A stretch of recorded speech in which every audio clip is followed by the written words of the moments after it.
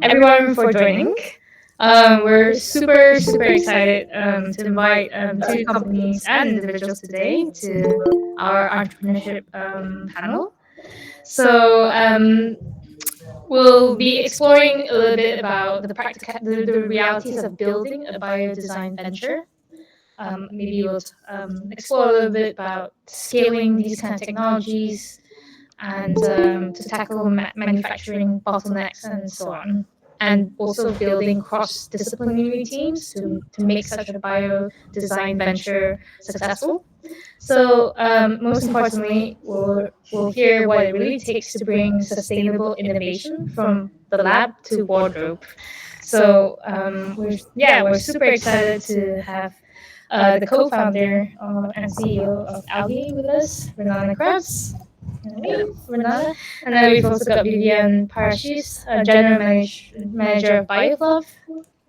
So I'll do a quick intro about these companies. So Biofluff is a French startup that makes 100% plant-based fur using agricultural waste. Whereas 𝗙𝘀𝘀𝗵𝗶ecie is a biotech company that turns algae into eco-friendly dyes and inks. So yeah, we're gonna crack on to our panel. So how this session is gonna happen? I'm gonna be having a conversation with the founders to set the scene for like half an hour. And if the audience has any questions you want to ask for Renana or Viviane, please put them in the chat or raise your hands if you want to put on a video and just say hi to them. Yeah, feel free to do that. So yeah, let's kick off the panel. Hi, Renana and Viviane. Could maybe Viviane first? Could you share a bit more about yourself, a bit about the company, maybe the products that is ongoing in the company? Yeah, of course. Hi, everyone, and thank you so much for having me. So to tell you a bit about, I'll start, I guess, with my story. I've been in fashion innovation for more than 15 years now. Initially more in the tech side of things, because that's kind of where the money was and the investment, and over the past few years more into sustainability and materials, looking at kind of transforming that side of the industry. And I've joined Biofluff at the beginning of the year as general manager, and we've been, going on for since 2022. So it's been a couple of years, less than Renana, but a few years. And essentially, what Biofluff is trying to do is bringing a better solution, animal-free and plastic-free solution to fur, which is a very big industry, still growing massively, whether it's polyester or it's animal fur. It's growing, very quickly every year. So there's still a lot of demand, and we're really kind of trying to bring a better alternative for the planet and also for us, because ultimately we're the ones wearing it. So our fur is made out of linen and hemp, mostly sourced in Europe, made in Italy. And we currently sell to different industries. So obviously fashion is the biggest industry that we service, but also interior design, product design, events, etc. And then also toys, which is quite new, and we're really excited about that. So that's a little bit about us. First of all, amazing, obviously, to hear, and definitely there is a lot in the connection between the companies. So from my perspective, hello again, it is a pleasure to be with you today. I'm actually more than 15 years in the fashion industry from, let's say, the other side. I started as a designer working in different fashion houses, mainly in the UK and Germany. But actually, while I was doing my work, I also saw behind the scene. And actually now kind of opening the curtain to really see what is about manufacturing, how we can do it better, and why. And actually, while I was in one of my trips to Asia, I actually saw rivers in our next season color collection. And for me, as a person that grew up in an agricultural village, it was too much for me. I actually quit my job. I started my master here in Berlin for sustainable processes and design and manufacturing. And this is actually how we started algaing, because it's really about creating a better planet for all of us. But at the same time, also because we're coming from the industry, so we really know the pain point. We know the issue about I mean, we can always need to make sure that to make sure at the end that we solve the contradictions. On one hand, we all want to have beautiful colors, but at the same time, we want it not to harm the environment, also to our body. But at the same time, to make sure that we have the right color, the right performance, and not to keep any of those left alone. So to that end, algae is turning algae into colors for prints and dyes. And at the end of the day, it's really about working with nature to create a better planet to all of us. Yeah, that's super great. We could spend the whole panel going to like the details of the technical details of how you make your product, but for this panel we wanted to focus more on the journey. So when you first found or innovate the idea, can you share a little bit with us about how you moved from lab scale innovation to industry ready materials? Viviane? I'm happy to start. For us, what was so first of all, I think putting the right team together was really important. And obviously, I was not there right at the beginning. But really, what made the success initially was, our founder Martin was really coming from kind of a design industry, very technical side of the industry, and then that's a great start, but you also have to understand obviously how to scale production, how to go and find the right production partners, because if you don't scale, you don't have a business, and then also understand the industries that you're catering to. So that's sort of how our three co-founders, Martin, Steven, and Ronnie, came together, and that was really sort of the starting structure and really the strong foundations for the business.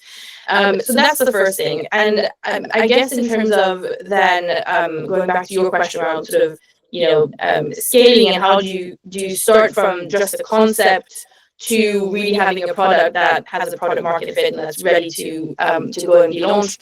I think it's just a lot of iterations, not be scared about iterating.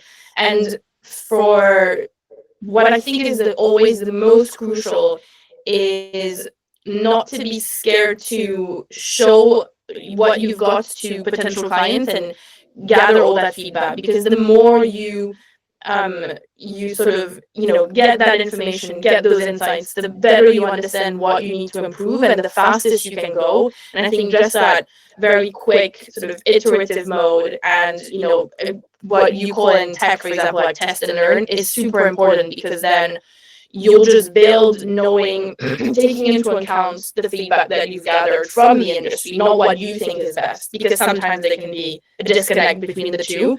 And so I think that for us has been the strongest point, to just create and have a product that today is really, at the right price, with the right look and feel, with the right technical requirements, etc. So it's been obviously a journey, but that has helped us tremendously. Yeah, so I mean, I couldn't agree more to that end.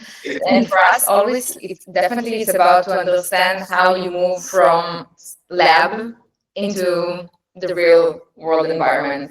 And I think it's definitely important to understand to everyone that a great formulation can work beautifully in a beaker, can really can create a new product when you're selling from 20 grams into 20 tons, right?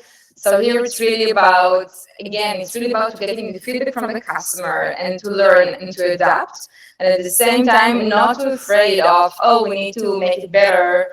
It's really just about to understand the challenge and actually also learn your environment. So from our part, was one of the most important thing was that we, from day 2 of the company, we actually already collaborated with the manufacturing.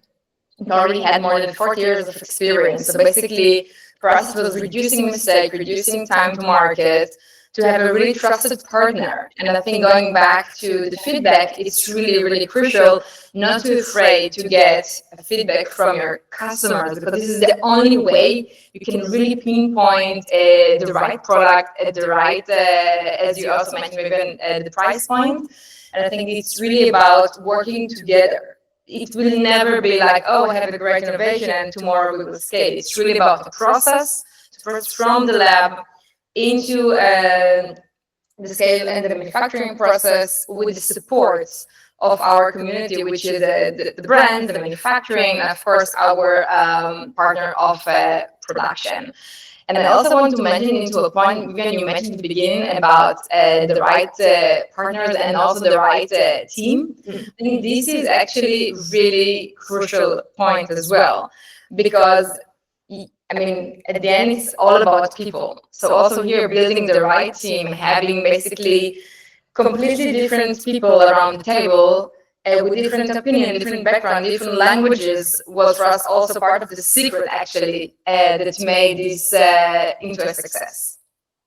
And Renana, I think if I can add something, Apple, but I think what you said about your production partners is also super important, because I don't know how it is for you, but at Biofluff, we don't own the supply chain. So we work with partners that, we've created really strong relationships with. And that, when you said about, ultimately it's about people, like building that strong foundation is just as important as your innovation, because when you start getting those bigger orders, or you start getting that feedback and you need to tweak things, ultimately, your partner will be able to, will be willing to make those efforts for you and to build that if you really build a strong relationship from the start. And also, relationships are built over time. So it's not because you've had a great first meeting and everyone's very excited and then it fizzles out. You need to sort of continue working at it and making sure that these manufacturing relationships are also just as strong, because when time gets, sometimes time gets rough and everyone needs to sort of get together and figure things out, or there's a product or a very short timeline or something, and that's when it's you're testing the relationships you build. But yeah, that's super important too, for sure. So actually, it's made me think about something, because actually thinking about it, scaling biodesign is actually much more about trust than it's science, because we trust from the partners to try. And we actually needed to convince that it's the same CapEx, no change, anything, but still, oh, are you sure? But it's biodesign. And it's no, really, just try it. It's the same. You're actually going to save time and money. So I think here it's the trust more than, creating this challenging with the bio perspective out of the product. So, yeah. Yeah, relationships, customer relationships, and also as a very good point about having production partner relationships that you can trust as well.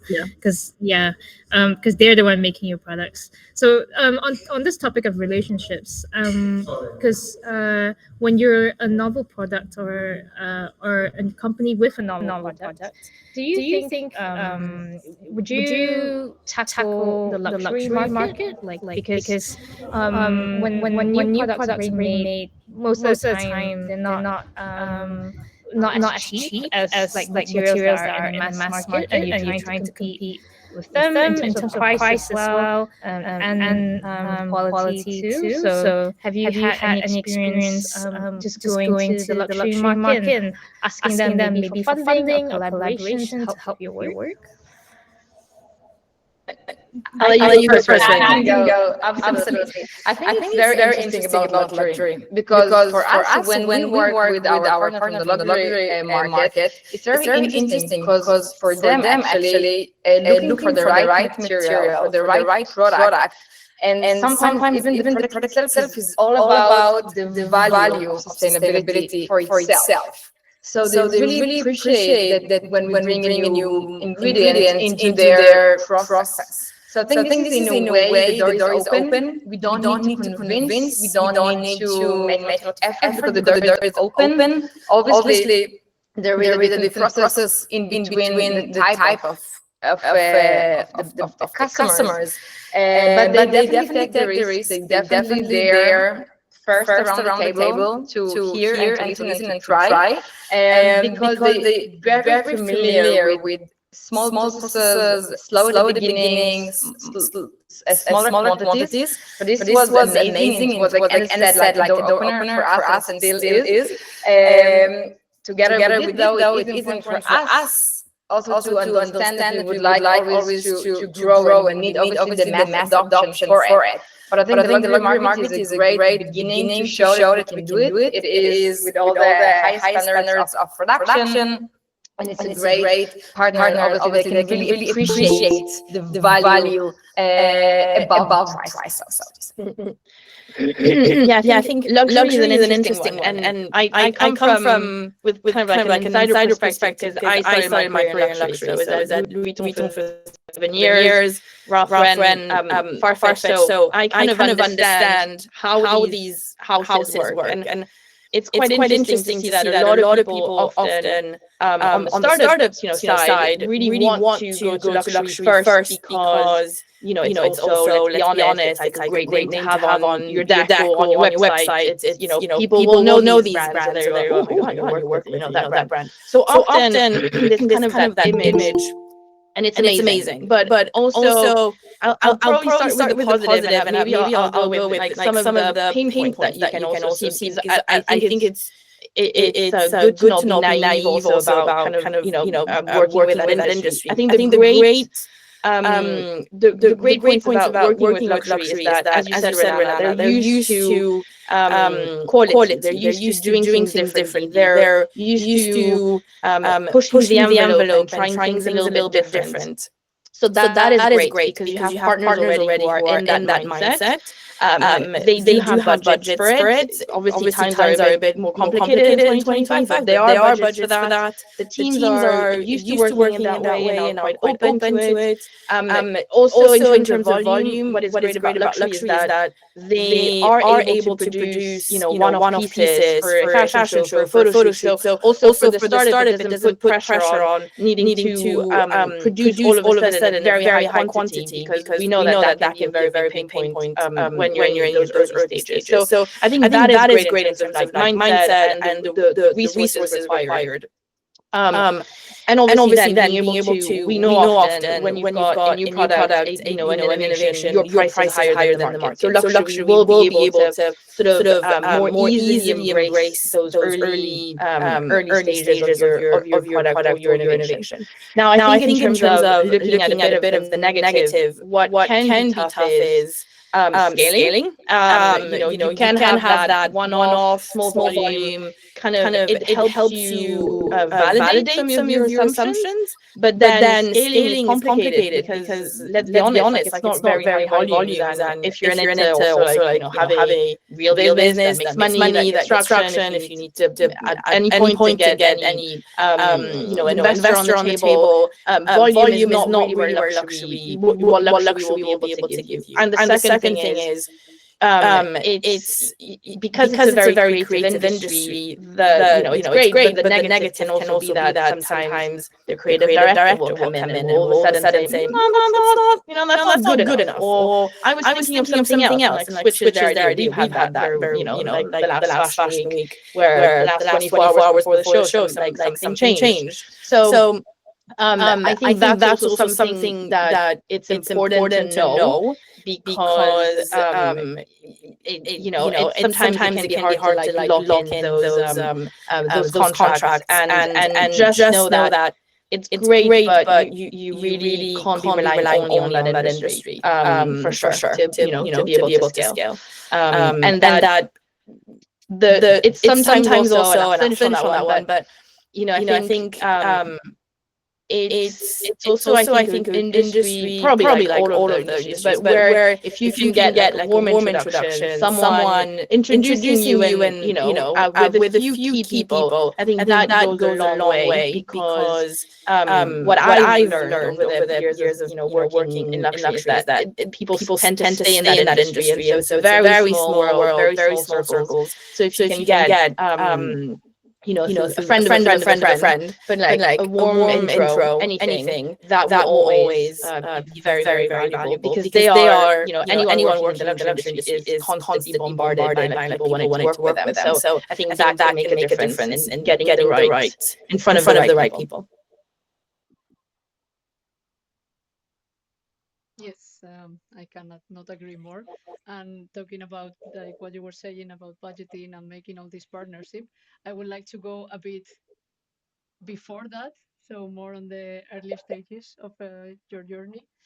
And maybe Renana, you can tell us a bit more, because you were kind of like in the building process of your company, but also Viviane, if you have any insights, you are more than welcome. So we were wondering more about the finding. For instance, we are a European-based society, and we know that um, the European Commission has a lot of unique funding tools. For instance, now we have the EIC or any other Horizon Europe grants.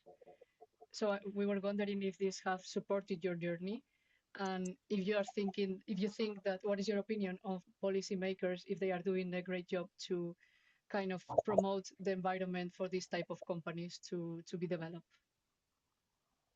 Well, great. I think it's a very important point, because at the end, this is part of our process.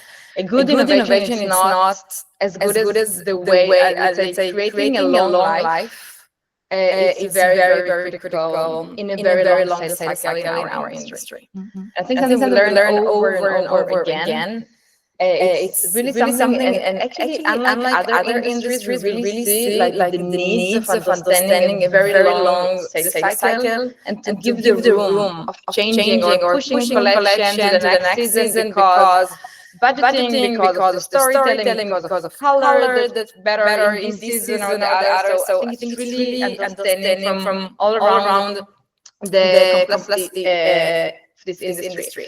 So to that point of funding, obviously EU grants, obviously they are amazing. I think we at the beginning, the first I think 4 years, we actually had majority of innovation support prizes that we won. It was really self-made from grants to grants, obviously, and it's amazing. But I think now, let's say for this generation and like the next one, if I need to be honest, it's really about those systems still need to be more easy for, let's say, new innovation that would just need to find their way there. So I think if we really would like the Biodesign to get bigger and thrive, it's really about creating also maybe simpler tools, or maybe even creating hubs for ideation. So kind of working together to understand what works, what not works, and with kind of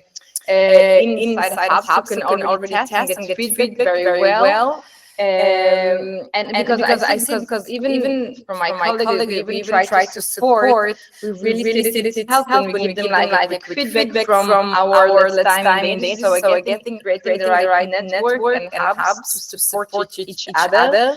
I think it's really critical and could be very beneficial on that end. And I think at the end it's also about to back risky innovation. It's not easy. And what's more not easy is invest in fashion and textile. We all know how it works. And when we look at the cake of funding, I mean, fashion go at, let's say, the lowest or like the smallest cake at the piece in the cake. So I think it's something obviously we need still to work very hard to. When we started, we literally had to convince funding to invest in fashion, which is actually a real, industry is going to grow. So I think there is obviously a lot to do, but at the same time, we owe lots of gratitude to those amazing brands that actually helped us to be today what we are.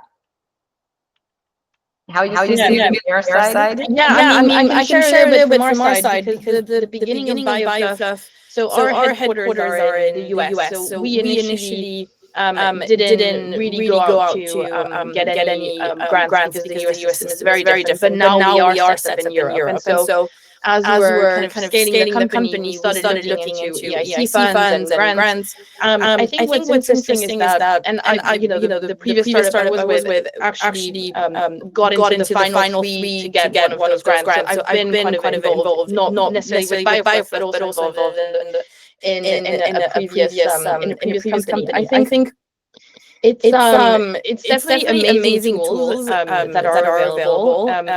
What probably people underestimate often is the time and the resources that it takes. What I think is quite interesting with let's not be also like too naive, but ChatGPT has completely like revolutionized or changed the way that grants that people apply for grants, that how you can accelerate if you are very clear on how you want to answer, etc. Like it can really support. And there's already some amazing platforms that kind of help and try to use AI to be able to accelerate that. And even I think the new CEO of Innovate UK, still kind of in Europe, not really, but they're still sort of like trying to work in the same way. He actually said like the way grants are funded and the way the whole system works needs to be rethought because of AI and LLMs. So that's really interesting. That makes me I'm a bit like an optimist at heart. If you haven't realized, like that makes me optimistic about how technology and innovation can support and can help make life easier. I think going back to what you were saying, like it's about utilizing everything we can to just try to unlock those relationships, that feedback, that money, of course, but money will go a long way, but also being able to like learn from others and learn faster to just be like quicker in the market, faster at improvements, etc. So they're great tools, but I think often it's a very big undertaking, and maybe often underestimated because of all the everything that you need to create to be able to get through those stages and get to that pot of money at the end. Yeah, indeed. Also with the panel that we had last week, that was also it was more focused on policy, but we also had two CSO from dyeing companies, bio-dyeing companies in Europe. They were saying indeed what maybe Renana was stressing more is that starting is not the problem in a sense, but the long term is difficult to maintain those collaborations and all these partnerships that you were talking about. And in that, I was wondering maybe Viviane, since Biofluff, it's a bit difficult to pronounce, uses agricultural product, and one of the key messages of biodesign is sustainability. What partnerships have been important in ensuring that your products are stayed aligned with circular economy principles? How do you address that, and how do you handle your waste? So for us, what's again going back to sort of the beginning of Biofluff, we are about bringing that technology and bringing also resources to Europe. The beauty is that over the past few years and almost like decade, there's a huge movement to bring back linen, hemp production back in Europe. A lot of it has gone to Asia, over the last few decades. And so there's a huge movement of bringing that back. Obviously, we know that any agricultural change takes time. I was talking actually to someone who's studied design in Paris, and then she was coming from a small village near the Pyrenees in France, and she's actually for the past 7 years gone back to try and bring. She's working in wool and a bit with different materials, but like it's taken her 7 years to get to and she started from nothing. She had to completely rebuild the structures that were there a couple of decades ago, and so it takes time. So often that can be you really need to believe in it, and you need to also have people behind you who are there to and able to support and understand those timelines. Going back, Renana, to what you were saying earlier, the timelines. And so that is very positive for us, obviously, because that's what we're trying to do. And even the manufacturing ecosystem in Italy is struggling. We're no one's hiding it. They are struggling, and we see it when we talk to our partners on a daily or weekly basis. And so that's also what I think makes me quite optimistic, is that by doing what Biofluff does, we're trying to bring back that ecosystem and rebuild what we kind of lost over the last few decades. And I think it's great to, whenever I meet someone who has the same mindset, and is trying to, I'm not saying that Europe is going to be again, we're living in a very international ecosystem now. Like Europe is probably never going to go back to what it was like even 30 years ago in terms of hemp production. Just knowing that you're bringing that knowledge back, you bring that business back, and you bring those capabilities is really great. And I think there's a lot of people working towards that, which makes me very positive, makes me very optimistic. Cool, thank you. I have a question for Renana, actually.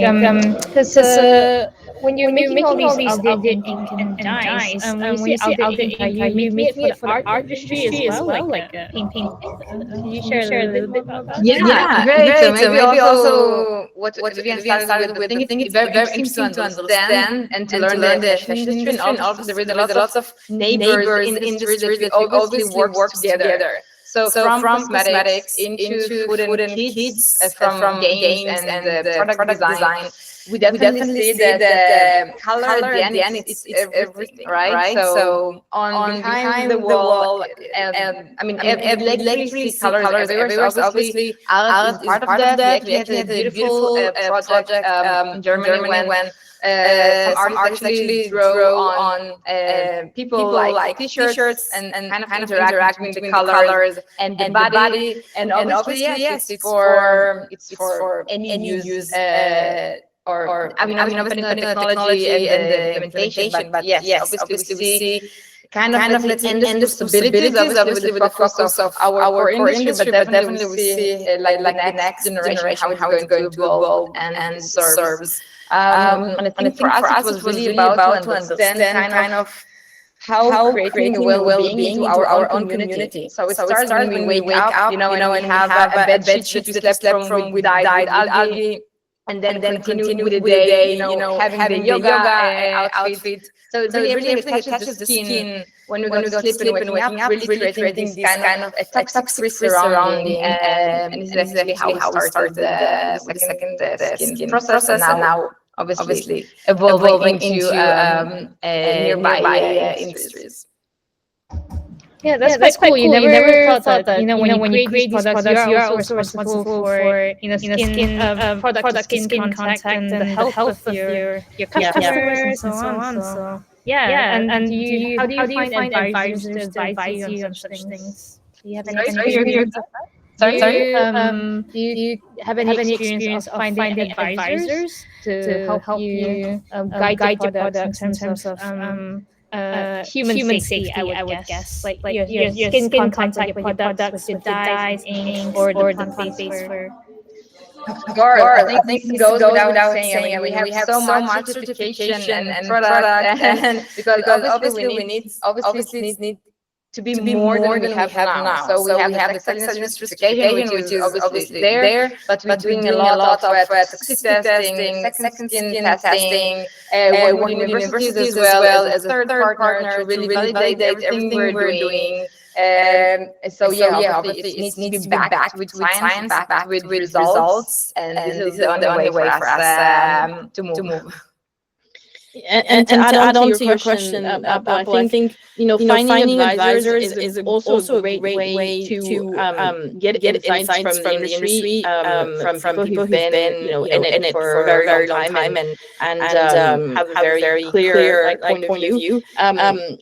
Again, I feel like we sound like a broken record, but it's again about relationships. But the beauty, I think, of today's world is that everyone is one click away on LinkedIn. Let's be honest. You see what I mean? And what I've learned very early on is that you kind of build your network little by little. Like one of my first bosses at Viviane, she said something that will always stay in my mind. She said, if you do one thing every week for your network, one thing, one message, you reach out on LinkedIn to someone with just like a 300 characters on LinkedIn, just like saying, hey, I love what you do. I'd love to connect. Could we have a 20-minute like short chat, on a call, something, or if you have a lunch or coffee with someone, just you build it very slowly, and that's how then you find advisors who who are willing, who are passionate about what you do, who are willing to support with their time, with their resources, with the network, whatever it is. But that's sort of how you start finding these people. I think for us, going back to sort of what we were talking about, like health and linking sustainability also with health, which I think is quite new.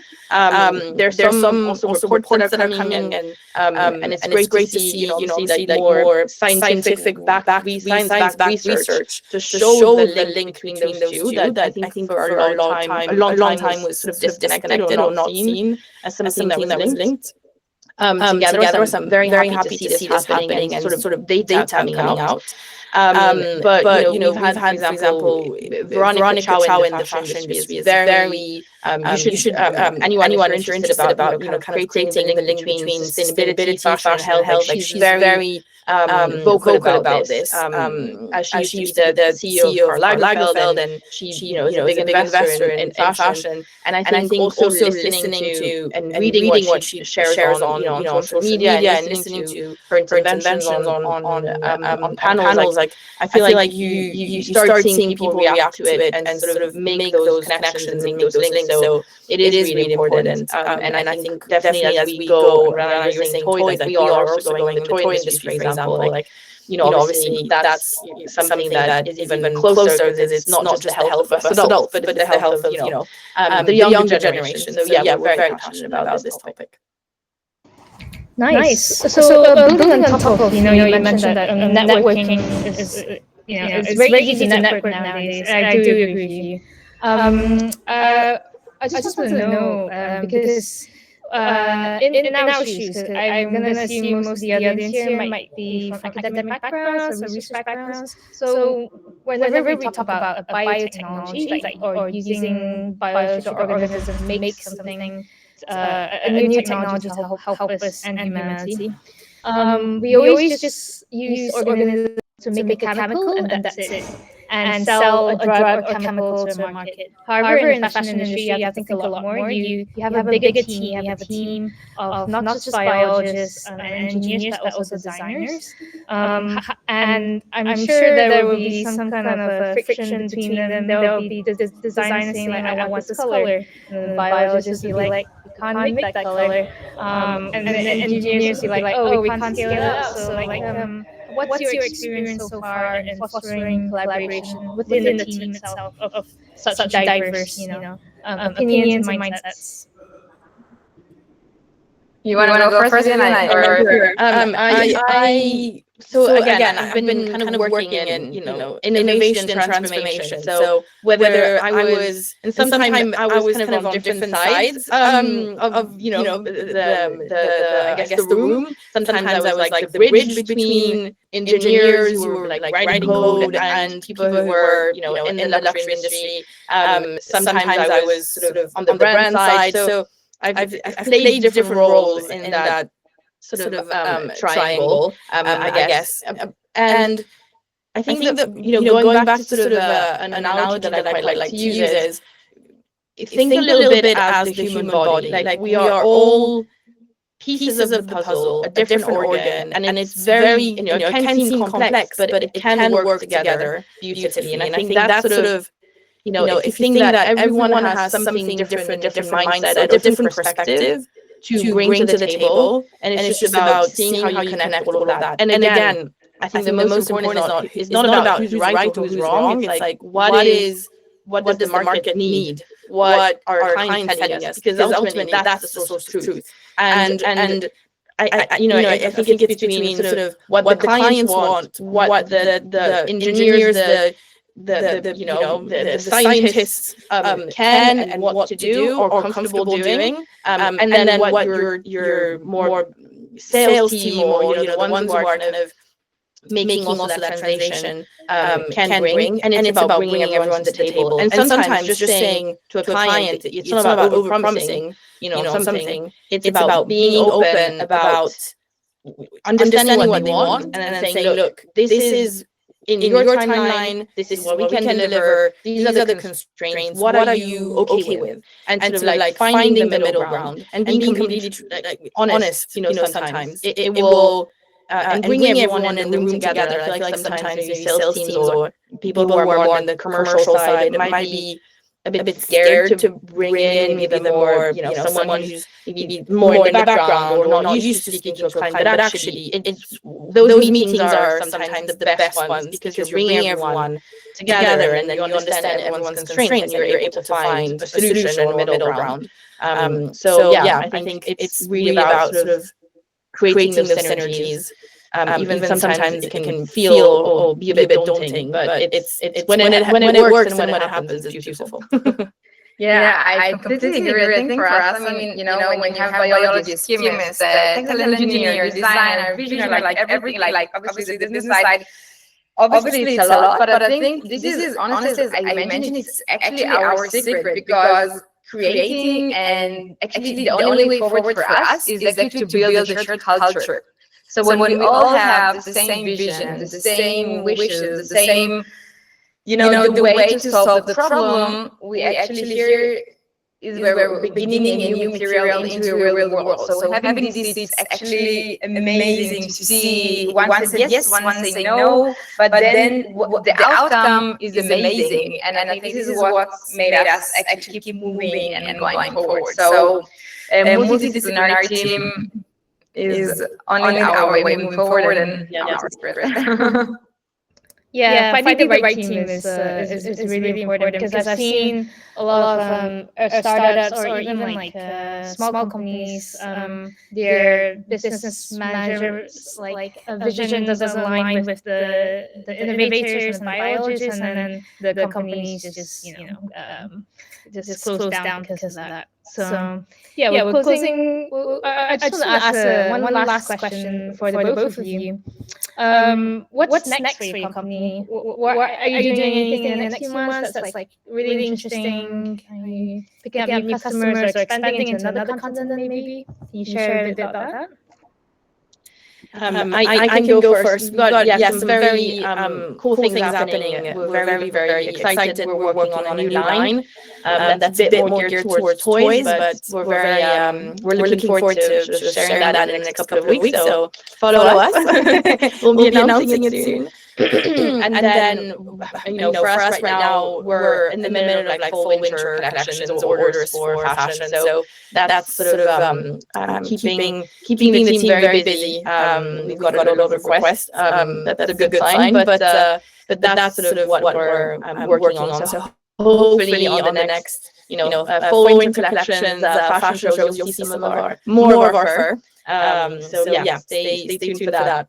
Fingers crossed. Amazing. No, it's definitely exciting actually to see the next drops. So on your side, Viviane, and also on our side, definitely the next drops with our customer is our biggest wins, right? We see it on the runway, we see it in our closet, and for me, this is the biggest win. We can actually purchase and wear it and say, hey, we succeeded, now we move forward. So in the upcoming month, obviously, we see more collection coming up, and this is the most exciting as always. And I think what I always like to say that for us, success is actually when future generation won't even call it clean fashion, sustainable fashion, they would just call it fashion. And algae-based colors would be like the mainstream of colors, and this is actually what we would like to see as a real success in the next, let's say, 5 to 10 years.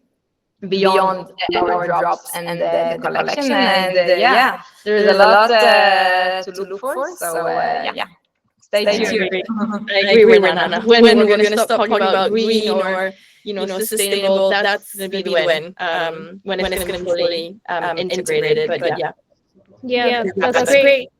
We did have a last-minute question from someone in the audience. So it's from Kate Potter.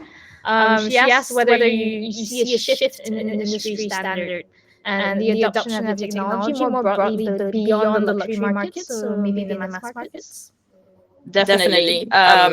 We've definitely, we started in luxury, also guided by the fact that we were finalists in the LVMH award. So that was sort of the focus initially. And that was very, very good for us. But going into toys, going into the design and product industry, interior design industry has opened also a lot of new use cases. There's also price sensitivities that are different. There's different timelines. And I think, going back to what we were just saying before, the industry standards, I feel like 10 years ago, being sustainable, being a green alternative was something that would differentiate you as a startup, or even as a brand would differentiate. Today, it's not really a standard anymore. And we see that in all honesty, it doesn't make a massive difference also for consumers. So that is not anymore the big differentiating story. So we have seen sort of a shift, and I think more clear views on what consumers expect, what brands expect. So it's good. We're going in the right direction. Yeah, and I would just say, we must be optimistic, right? Because otherwise we cannot continue moving forward. Obviously, it's challenging and it's changing, and it's a roller coaster, obviously, in regards to regulation.